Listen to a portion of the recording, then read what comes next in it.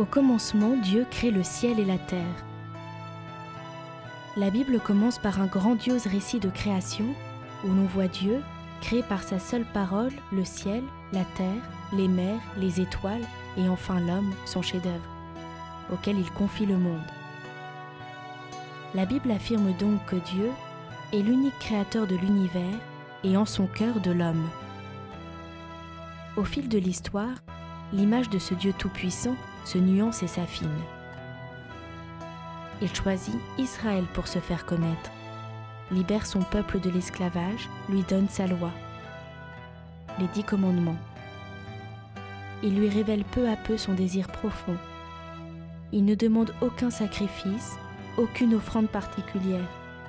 Il a créé l'homme par amour et cherche à être aimé comme il aime lui-même.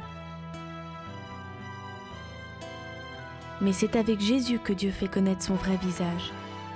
Le Créateur tout-puissant devient le Fils bien-aimé qui ne fait qu'un avec le Père, va jusqu'à donner sa vie pour ceux qu'il aime et leur promet son esprit. Amour, tel est le nom même de Dieu. Amour de celui qui a tout créé, le Père pour le Fils, esprit d'amour du Père pour le Fils. Telle est la plus étonnante révélation de l'Évangile. Dieu est amour. Dieu est un seul Dieu, et il est trois, le Père, le Fils et l'Esprit. Les théologiens parlent de la Trinité.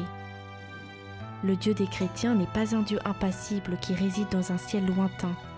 C'est un Dieu proche, un Dieu aimant, qui respecte infiniment la liberté de l'homme et ne cesse d'attendre qu'il se tourne vers lui.